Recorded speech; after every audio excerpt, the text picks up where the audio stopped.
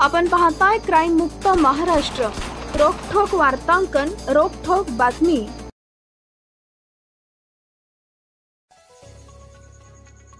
महिलेला लग्नाचे आमिष दाखवून तिच्यासोबत जबरदस्तीने शारीरिक संबंध ठेवले, तसेच माझ्या खूप ओळखी आहेत, तू पोलीस स्टेशनला गेली तरी मला काही फरक पडत नाही असं म्हणून महिलेला धमकी दिली।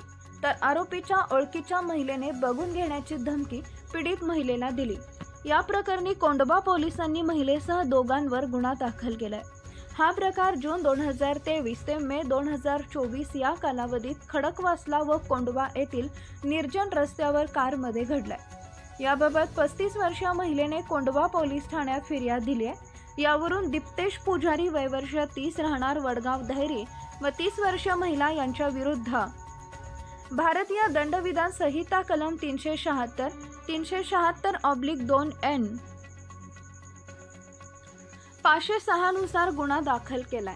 पोलिसांनी दिलेल्या माहितीनुसार आरोपी आणि फिर्यादी एकमेकांच्या ओळखीचे। आरोपीने महिलेला लग्नाचे आमिष दाखवून खडकवासला परिसरात फिरायला नेले। त्या ठिकाणी एका लॉजवर नेऊन महिलेच्या इच्छेविरुद्ध शारीरिक संबंध ठेवले। महिलेने त्याला विरोध केला असता तू पोलीस स्टेशनला गेलीस तरी मला काही फरक पडत नाही, मी कोणाला घाबरत नाही, माझ्या खूप ओळखी आहेत, मी तुला बघून घेईन अशी धमकी दिली। तर आरोपीच्या ओळखीच्या महिलेने फिर्यादी यांना बघून घेण्याची धमकी दिल्याचं फिर्यादीत नमूद केलंय।